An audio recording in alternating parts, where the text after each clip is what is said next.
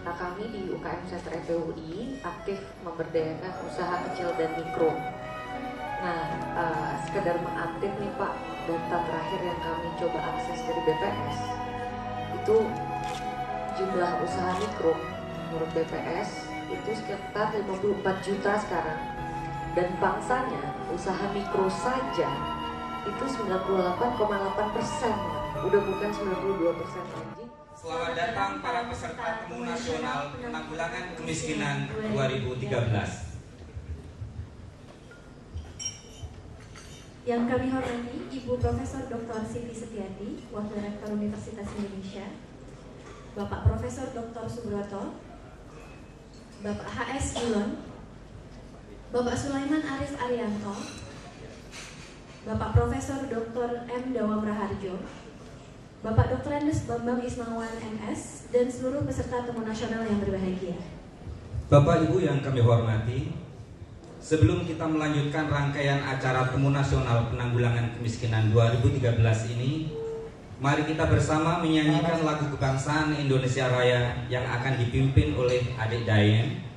Kepada Adik Dayen kami persilakan. Hadirin kami persilakan untuk berdiri.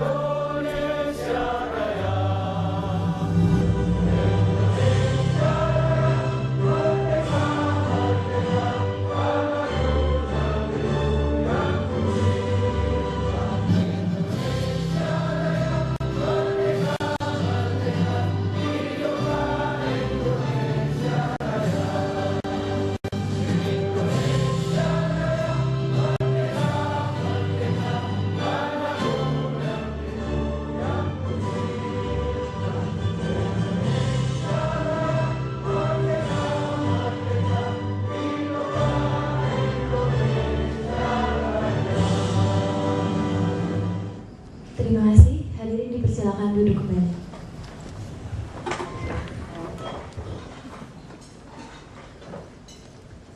Hadirin yang kami hormati, selanjutnya mari kita dengarkan laporan panitia yang akan disampaikan oleh Ibu Dewi Huta Barat sekaligus memandu keynote forum. Kepada Ibu Dewi kami persilahkan. Assalamualaikum warahmatullahi wabarakatuh. Para hadirin yang kami hormati, salam sejahtera bagi kita semua. Kita mensyukuri pertemuan kita hari ini pada Temu Nasional Penanggulangan Kemiskinan 2013. Temu nasional ini adalah yang kedua. Pada tahun lalu sebagian dari kita di ruangan ini telah juga bersama-sama dalam Temu Nasional Penanggulangan Kemiskinan yang pertama. Temu nasional memang diselenggarakan sebagai rangkaian setiap tahun. Di antara dua Temunas, rangkaian pertemuan yang lebih kecil dilaksanakan di berbagai waktu dan tempat. Dari mulai diskusi kecil 2-3 orang hingga pertemuan yang melibatkan multi pihak. Semua adalah dalam rangka semakin menggelombangkan gerakan dalam membangun sinergi untuk menanggulangi kemiskinan. Setiap mereka yang memiliki kepedulian, yang telah menggerakkan seluruh kemauan, kemampuan, dan sumber daya yang dimilikinya untuk ikut menanggulangi kemiskinan, sungguh perlu saling mengenal, saling bertukar dan berbagi referensi, berjejaring, bekerja sama, saling menguatkan. Dengan kata lain, saling bersinergi. Untuk bersinergi, bekerja sama, berkolaborasi dalam menanggulangi kemiskinan di Indonesia. Terima kasih.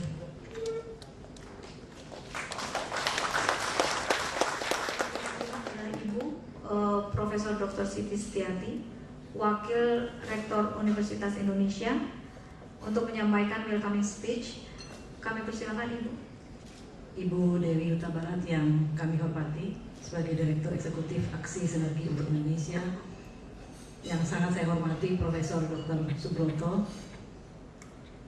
Ketua Dewan Pembina Aksi Sinergi untuk Indonesia, Profesor S. Dilon, yang sudah saya kenal lama namanya, terutama Ibu Drupadi Dilon, itu teman saya.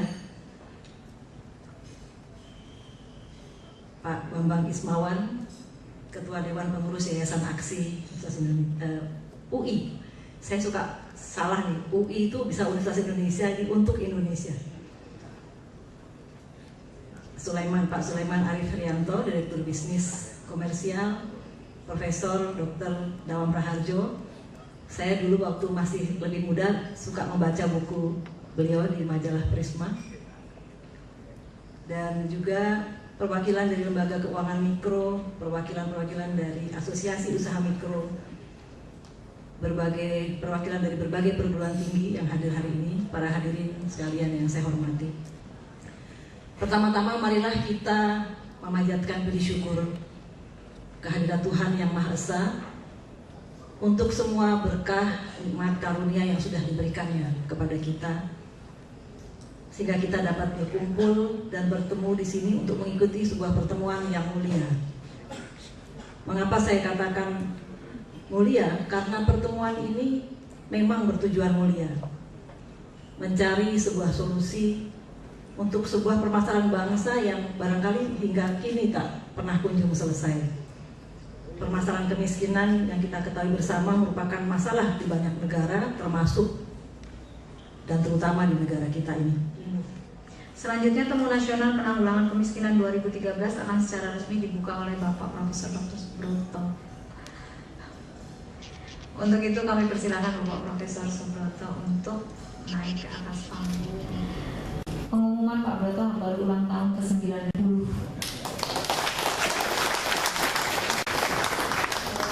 Warahmatullahi wabarakatuh. Sejahtera bagi kita semuanya.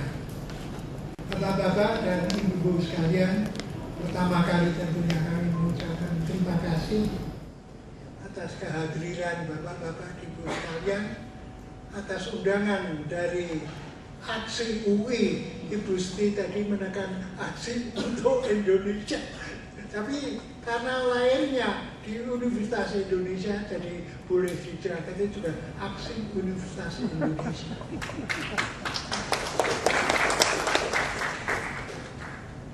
masalah kemiskinan barangkali betul sekali yang dikatakan oleh Pak Jawang, bukan masalah ekonomi saja, akan lebih banyak berdasarkan masalah budaya. Oleh karena itu, di dalam kita memikirkan pemberantasan kemiskinan itu, berarti sebetulnya kita harus mengajak teman-teman kita yang mempunyai disiplin di dalam sosiologi, di dalam antropologi, di dalam budaya, duduk bersama dengan ekonomi. Tapi menurut saya barangkali juga ekonomi bisa memberikan kontribusi di dalam pemecahan masalah kemiskinan. Sekurang-kurangnya adalah menyiapkan tools, menyiapkan peralatan untuk bisa mengurangi kemiskinan.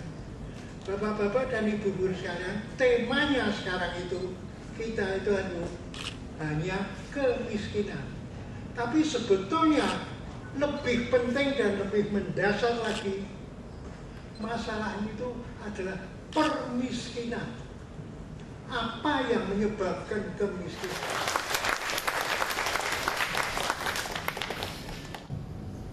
Selamat sore, salam sejahtera, dan Assalamualaikum warahmatullahi wabarakatuh. Alhamdulillah saya bisa menulis sebuah paper yang sudah saya berikan kepada panitia. Namun dalam hal ini saya akan terlalu panjang jika menguraikan semua yang sudah saya tulis dalam paper tersebut. Tapi pada pokoknya saya ingin melihat masalah kemiskinan ini dalam perspektif sejarah.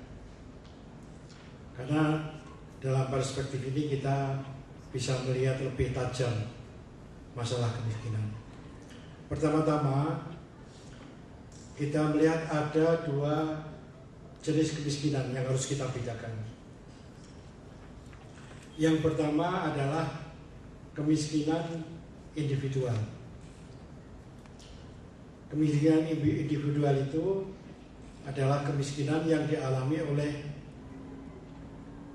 seseorang atau berbagai orang di tengah-tengah masyarakat begitu. Tapi pada dasarnya masyarakat itu tidak miskin. Yang kedua adalah masalah kemiskinan struktural atau kemiskinan massal. Jadi kemiskinan yang merupakan gejala yang besar yang menimbulkan perhatian dan tantangan untuk mengatasinya. Semua yang saya sangat muliakan. Selamat maaf. Saya bersyukur kehadirat ilahi kami dalam majelis cendekia yang bernurani ini. Setahun lalu kita berkumpul di sini membahas peran perguruan tinggi dalam penanggulangan kemiskinan. Kali ini pembahasan difokuskan pada peran strategis perguruan tinggi mendukung sinergi multi-pihak untuk pengembangan usaha mikro. Hal ini sesungguhnya merupakan sisi sangat penting dari penanggulangan. Kita lihat tadi sudah sebut bantuan Sumanipa, bantuan dana bergulir, pinjaman bersubsidi. Ini testimoni saya 30 tahun saya kerja di bank. Semuanya itu adalah moral hazard. Semuanya itu tidak sustainable. Semuanya itu tadi yang Prof. katakan, uang melalui departemen, pertanggungan jawabnya susah dan sebagainya. Tetapi bagi UMKM yang kita biayai dengan bantuan cuma-cuma, bantuan dana bergulir, pinjaman bersubsidi, kalau dulu ada kredit canda bulan, ada KIK, KNKP, semuanya sifatnya subsidi, itu bagi pekerja-pekerja khusus terpidana akan mengatakan, oh itu uang pemerintah. Sehingga kenapa saya harus kembalikan? Sehingga non-roaming loan-nya luar biasa.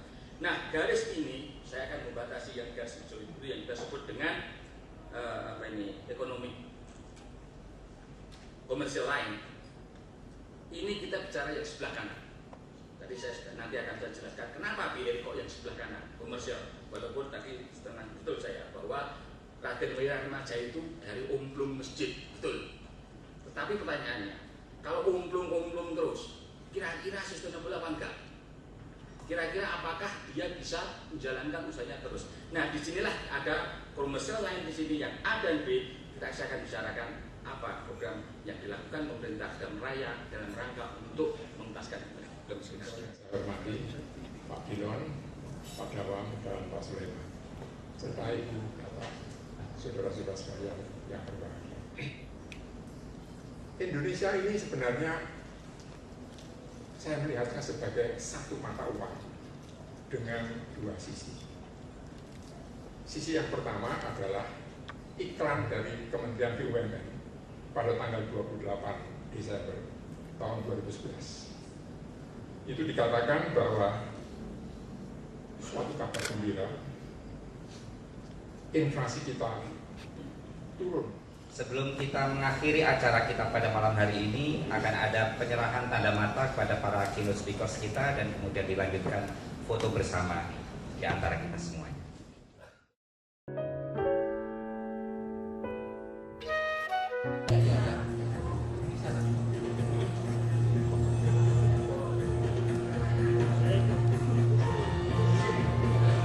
Yang pertama adalah bagian plenary, di mana kita akan mendengarkan memang. Kita akan mendengarkan referensi dari kawan-kawan. Sebagian kawan-kawan yang hadir di sini, sebagian lagi adalah para pembicara, narasumber yang sengaja kita undang. Pada bagian yang kedua, kita akan menyimpulkan pengalaman dalam breakout session, lalu dibagi dalam 3 bagian utama, yaitu pedesaan, perkotaan, dan pesisir. Kita akan mulai dengan Gallery of Problems.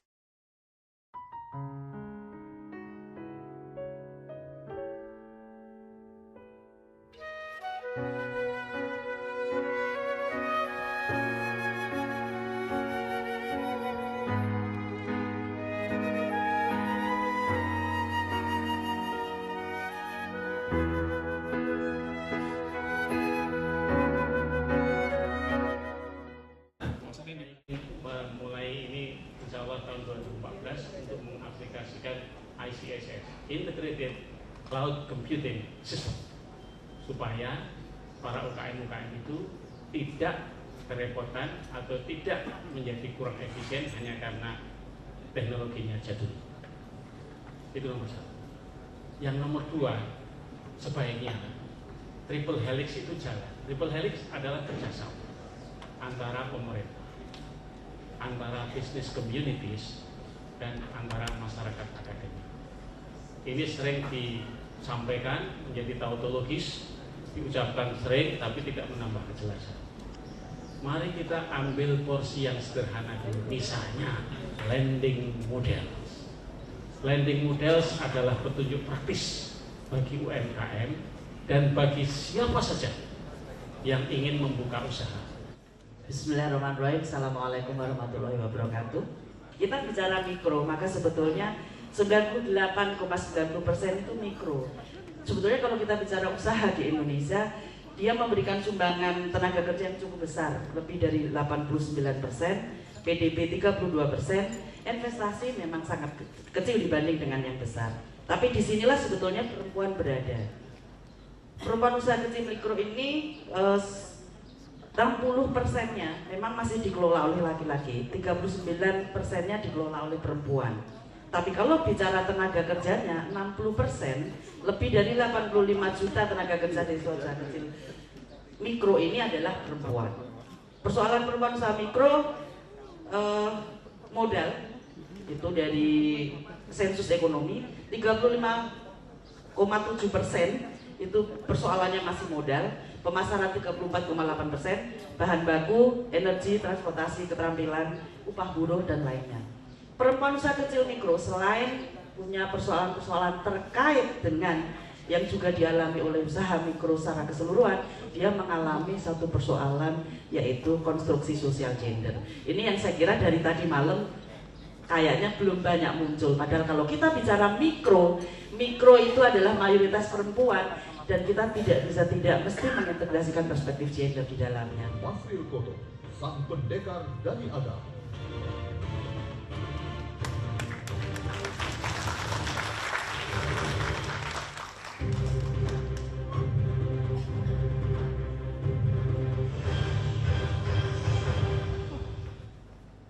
Baik Bapak-Bapak, ini dia profil saya, kegiatan saya.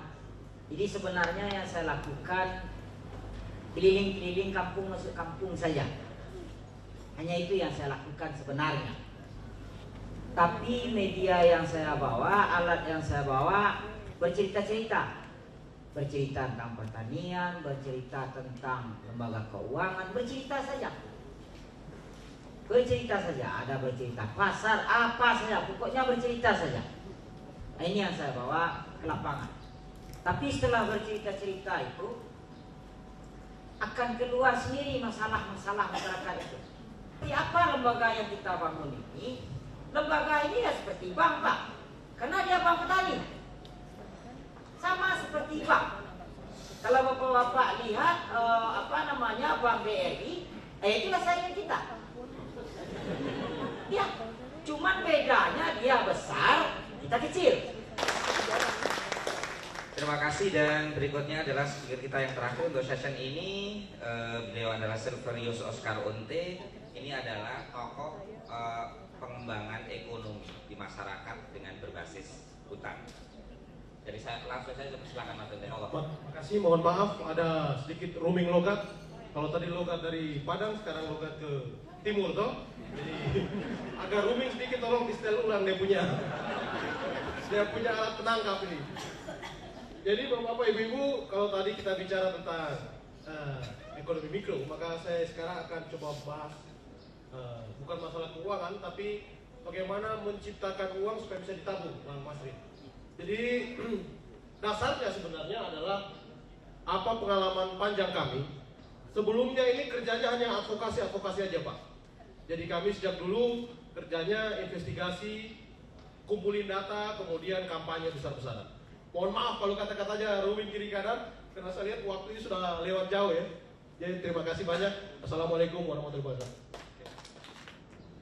Karena yang lebih dulu sebetulnya, Bapak. Mau silakan. Singkat saja, Pak. Di bawah. Nama saya Muktiono Wibowo dari BRI Syariah, Pak. Saya ingin menanyakan ke Pak Nasrim dan Bu Titi. Jadi khususnya kepada Pak Nasrim, dari paparan Bapak tadi saya sangat-sangat tertarik, Pak. Jadi Bapak mulai dari membangun dari yang kecil gitu, kemudian datang ke kampung-kampung dan sebagainya. Kemudian saya satu pertanyaan, Pak. Sebenarnya kita bukan pesaing, Pak ya. Jadi bank ini partner, Pak. Jadi partner, Pak. Kita partner ini, Pak. Itu kan tadi ada teman-teman Bapak yang nabung dan ada juga yang meminjam atau istilah kita pembiayaan gitu. Pertanyaan satu, strateginya biar yang Bapak pinjamin itu semua lancar, Pak. Bu, jadi memang sekarang bank-bank ini divisi mikro itu menjadi strategis, Bu. Jadi karena apa? Karena memang terus terang dibandingkan komersial, dibandingkan dengan SME, dibandingkan dengan konsumer, itu margin yang diperoleh atau kredit yang diberikan, yang kita dapatkan itu jauh lebih besar. Sebagai gambaran, kalau komersial paling sekitar 11% itu nawarnya juga minta ampun. Saya kira semuanya masukan, dan nanti kalau Bapak saya bisa memberikan alamat dan kontaknya untuk kemudian bisa dilanjutkan. Saya kira itu. Terima kasih Pak dari BRI. Terima kasih Ibu. Selanjutnya silakan Bang Masrin. Ya, memang yang jadi masalah bagi kita siapa saja mungkin kelembagaan, terutama yang adalah persoalan pengembalian. Nah, kita di Sumatera Barat modelnya di kita membuat aturannya Pak sesuai dengan kebutuhan si petani ini. Nah, tadi saya dengar tadi ada namanya kearifan lokal. Nah, kita di sana juga begitu. Orang Padang ini sungguh pun dia penghutang, kita bilang dia ada dekat temannya, kamu ini penghutang nih, tersinggung berat dia itu Pak. Itu harga dirinya itu kena. Misalnya saya berhutang, datang bapak menagih hutang, tapi dekat bapak ini, itu tersinggung dia itu. Nah, makanya kita membuat aturan di sana. Apa aturannya? Aturan sosial. Salah satu bentuk aturan sosialnya adalah bagi kawan-kawan kita ini yang meminjam, dia memang tidak mempunyai itikat baik untuk mengembalikan. Ini kita umumkan dari masjid. Ya, kita umumkan dia di masjid, kita sampaikan di sana. Nama Masri foto, umur sekian, bininya ini mertuanya, ini datuknya. Disebutkan dia satu perinduan. Mohon kepada jemaah masjid untuk menghadiri penyitaan. Nah, apa yang kita sita? Kita sita cuma panci periuk saja. Karena ini persoalan malu. Ibu dan sekalian, kalau boleh saya ingin memberikan sedikit pengetahuan kami mengenai SSI ini, dari mengapa, apa, dan bagaimana, why, what, and how-nya. Mengapa timbul gerakan sosial solidarity ekonomi membayar mahal sekali dengan ketidakmerataan atau ketidaksamaan yang terjadi di dunia ini. 1% penduduk dunia ini menikmati kekayaan dunia, sementara 99% itu berada di daerah-daerah tertinggal. Yang saya alami di Laut Cina Selatan tentang masalah kemiskinan ini. Kemiskinan itu sebenarnya orang darat yang suka menciptakan. Di situ mereka merasa berbahagia dan mereka tidak pernah kelaparan. Jadi saya coba tinggal di pulau itu selama 8 bulan, ingin mendalami apa dasar pemikiran mereka.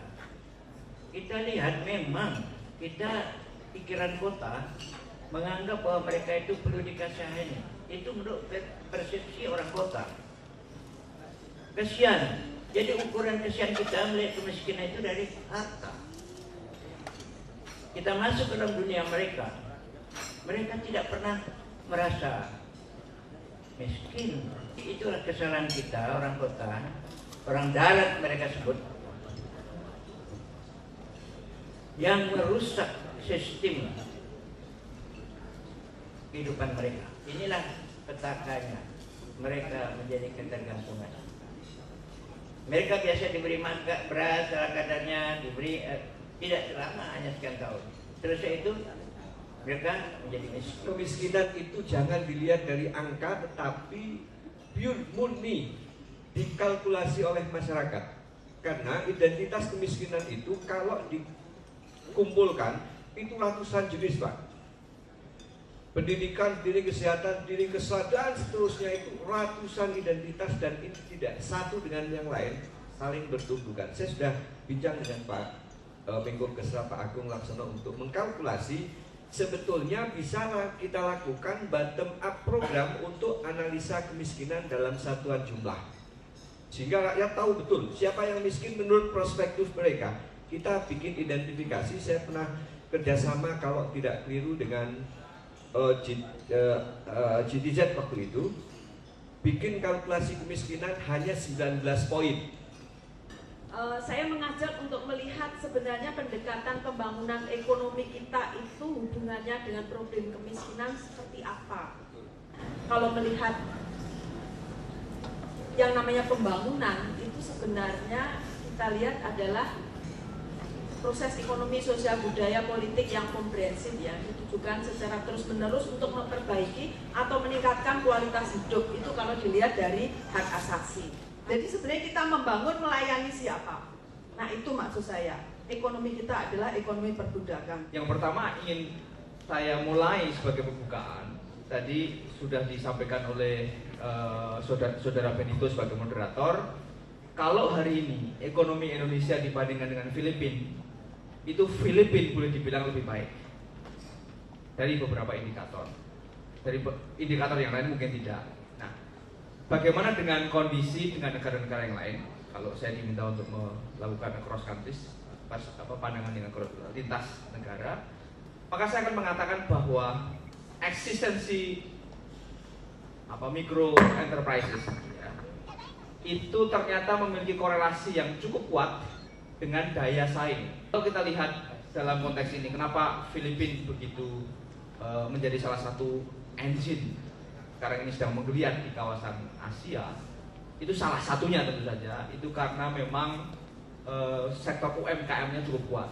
Sekarang ini rencana aksi yang perlu dilakukan untuk membuat bukan hanya pertumbuhan ekonomi tapi pemerataan ada adalah dengan membangun usaha mikro dan juga lembaga keuangan mikro yang makin banyak begitu ya di seluruh Indonesia, dan juga salah satu alternatif untuk solidarity ekonomi adalah dengan social enterprise. Ini di British Council sudah ada sejak tahun 2009, researchnya sudah kami lakukan, dan kemudian 2010 itu programnya kita launch di banyak negara. Fokus yang dilakukan oleh British Council adalah memberikan capacity building dan juga sedikit grants untuk wirausahawan sosial berbasis komunitas. Agak sedikit berbeda dengan apa yang dipromosikan oleh Ashoka dan juga Profesor Yunus. Kami berfokus pada komunitas karena itu yang menjadi juga ciri kekuatannya social enterprise di Inggris. Kebetulan itu mirip dengan di Indonesia. Di UK sendiri komunitas-komunitas memang sangat aktif untuk ambil bagian dalam memecahkan beberapa banyak hal berkaitan dengan sosial, lingkungan, juga misalnya masalah tata ruang dan sebagainya. Kalau ada yang pernah ke London, ada salah satu tower di South Bank namanya tulisannya OXO, itu dimiliki oleh komunitas di pinggiran kota, di pinggir sungai Thames, namanya Coin Street Community Builders, di mana mereka tadinya itu daerah yang sangat kumuh dan hampir digusur oleh Mayor of London. Kemudian masyarakat bernegosiasi, boleh nggak nih hak guna pakainya seperti apartemen gitu ya, kalau di sini kita boleh pakai dengan harga yang lebih murah, kita akan revitalize daerah ini, kita boleh nggak berusaha dan mendapatkan income daerah ini untuk dikembalikan lagi profitnya ke usaha komunitas itu. Terima kasih banyak untuk ini. I'm going to try to speak a little bit in bahasa. Saya adalah cucu dari seorang petani padi dari India, and ibu saya yang ingin belajar fisik, dan dia dia sangat miskin dan dia wanita, tapi dia pergi belajar. Sekarang dia 80 tahun. Ya, dan keluarga saya adalah untuk saya bukti bahwa kemiskinan dapat diatasi. Tentu saja mereka tidak termiskin dari yang miskin, tetapi dengan pendidikan dan kerja keras mereka mengalahkan banyak. So I have been very fortunate because of my parents. Today I'd like to talk about social enterprise in the Philippines. This is purely about the Philippine context, but because of the similarities of our two countries, there might be some points which you can learn from and apply here in Indonesia.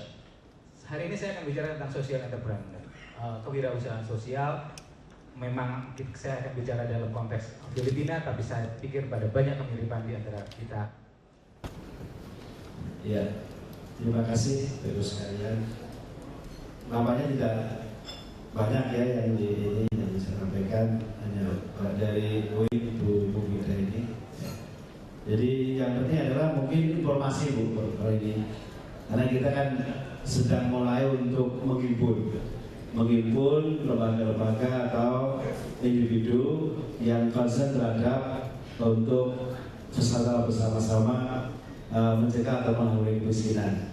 Oke, terima kasih dari tadi. Jadi saya senang jadi anak kampus, sebenarnya juga bagaimana pesantren ke depan vertikal, tapi juga horizontal, sehingga santri yang lulus itu juga ya bisa usaha, bisa satu kehidupan yang lebih bagus. Jadi saya setuju dengan ke depan.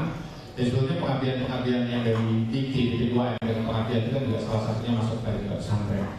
Kemudian untuk Mas Adi, saya senang karena ada generasi muda, ya, karena ke depan sehingga bagaimana bisa mendampingi. Jadi kalau kita dulu ada namanya tanggung jawab ganteng-ganteng.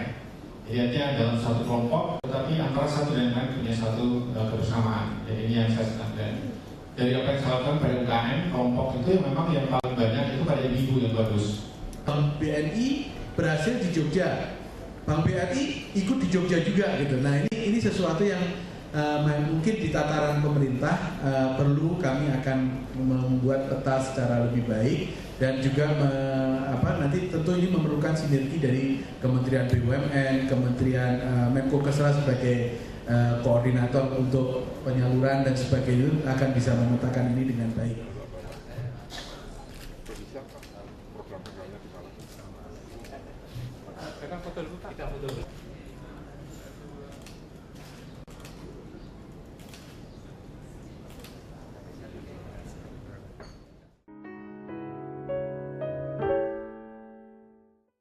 Nah, kita hari ini akan membicarakan bagaimana kita semuanya berpikir untuk mengadres program itu, kemudian kita lanjutkan dengan setidak-tidaknya prototipe sinergi di masing-masing wilayah. Jadi kita memiliki gambaran apa yang bisa jika itu prototipe, apa yang bisa direplikasi di masing-masing wilayah.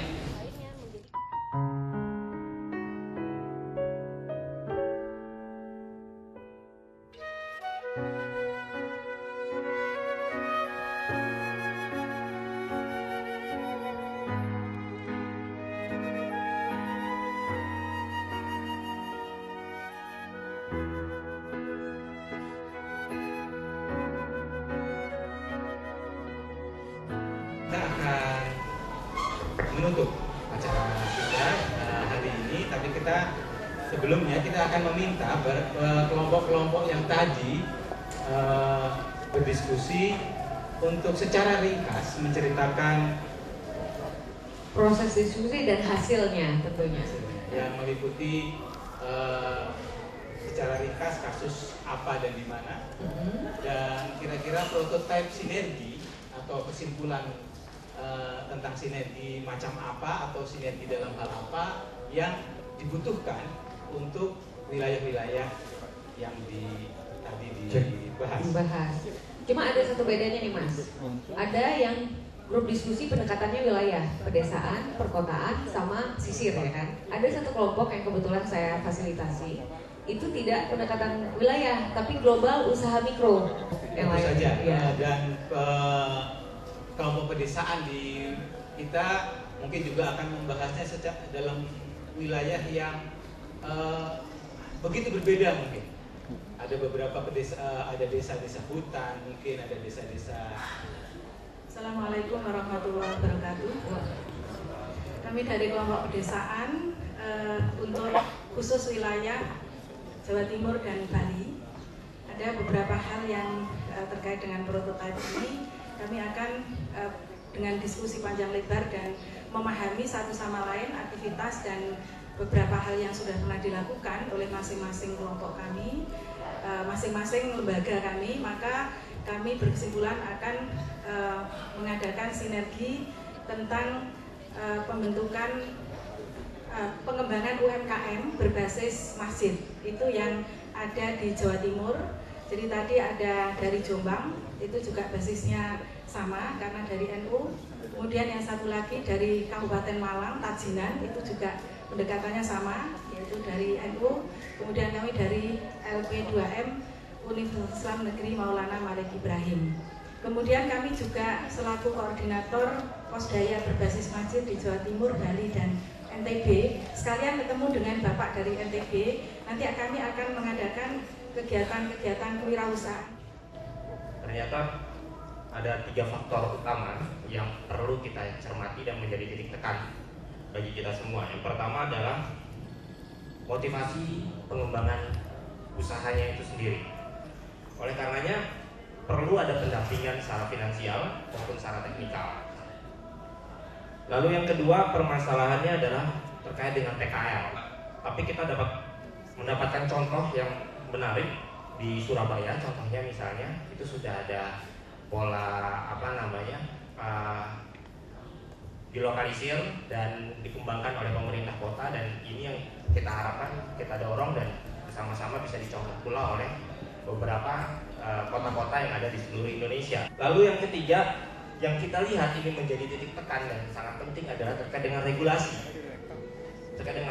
Regulasi ini berkaitan dengan banyak hal, seperti misalnya merebaknya pasar modern, ya, sehingga kita mendorong adanya zonaisasi zoning, walaupun sebenarnya sudah ada tapi lebih banyak diabaikan. Saya mewakili dari kelompok pesisir. Yang sudah kita lakukan adalah membina kelompok nelayan tersebut. Tapi memang masih kurang apa yang kita lakukan. Nah, oleh karena itu kita hadir di sini, kita datang di sini berhubung dengan teman-teman untuk mengatasi masalah tersebut. Apa yang perlu kita lakukan? Sinergi apa yang perlu kita lakukan?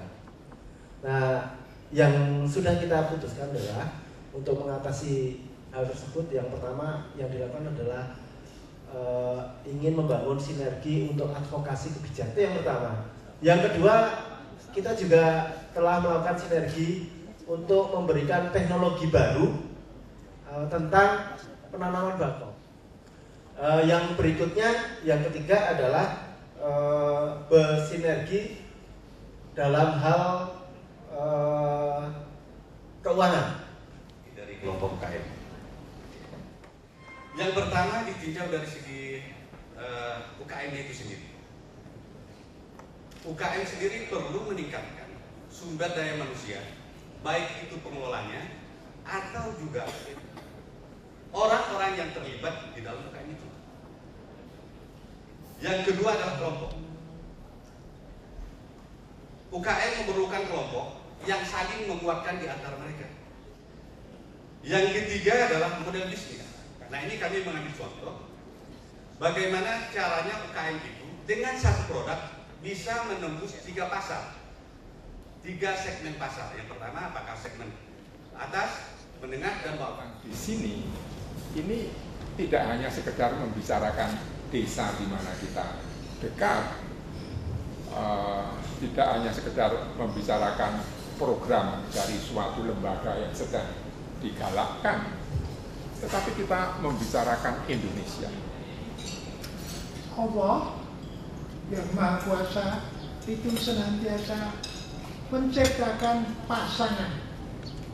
Ada gelap, ada terang, ada wanita, ada pria, ada pembukaan, sekarang ada penutupan. Nah, sekarang penutupan kita ini tadi oleh Pak Bangnya, apa yang terkesan pada pertemuan kita? Yang pertama, Bapak-bapak, kita harus menyadari bahwa Allah tadi senantiasa memberikan pada kita suatu hari depan yang baik. Memang kadang-kadang ada kodrat, tapi kodrat itu bisa dirubah dengan iradah, dengan usaha.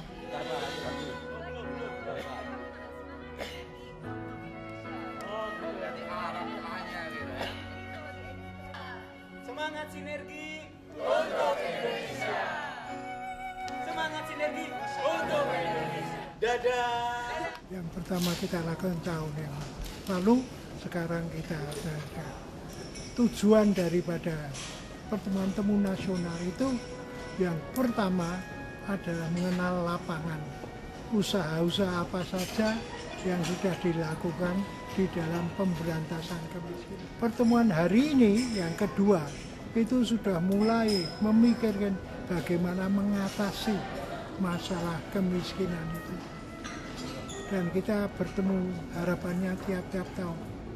Pertemuan kita yang akan datang yang ketiga, harapannya kita sudah mempunyai suatu cara yang mujarab untuk dijadikan rekomendasi terhadap pada pemberantasan kemiskinan di Indonesia. Jadi apa yang kita lihat, kita itu bekerja berjenjang. Masalah pemberantasan kemiskinan tidak hanya masalah jangka pendek, akan tapi masalah jangka panjang. Dan masalah kemiskinan itu bukan urusannya pemerintah tok, bukan urusannya universitas, bukan urusan pengusaha, tapi urusan kita semua bersama. Oleh karena itu, inti daripada gerakan kita namakan sinergi untuk Indonesia. Dan mudah-mudahan itu kita tercapai apa yang kita katakan. Ya. Ya, ini adalah Temu Nasional Penanggulangan Kemiskinan 2013, yaitu yang kedua. Setelah tahun lalu untuk pertama kalinya kami adakan. Temu Nasional Penanggulangan Kemiskinan yang kedua ini berbeda dari tahun lalu. Kalau tahun lalu itu lebih banyak adalah perguruan tinggi, karena memang ingin mendorong peran strategis perguruan tinggi dalam menanggulangi kemiskinan. Tahun ini sudah beragam dan fokusnya sudah difokuskan pada mendukung usaha mikro, karena kami menganggap bahwa usaha mikro adalah yang paling strategis untuk dikuatkan untuk menguatkan keberdayaan masyarakat dan menanggulangi kemiskinan. Tahun ini pesertanya seperti tahun lalu juga dari berbagai daerah di seluruh Indonesia, dan dukungan juga sudah semakin luas untuk penyelenggaraannya. Boleh dibilang Temu Nasional Penanggulangan Kemiskinan 2013 ini sudah lebih mencerminkan kebersamaan dan milik bersama. Kita akan bertemu lagi tahun depan, Temu Nasional Penanggulangan Kemiskinan 2014. Semoga lebih banyak lagi yang hadir, dalam artian tidak hanya banyak dari segi jumlah, tetapi banyak multi stakeholder yang berkumpul, sehingga penanggulangan kemiskinan lebih bisa sinergi untuk penanggulangan kemiskinan lebih bisa berdampak maksimal dan efektif. Demikian.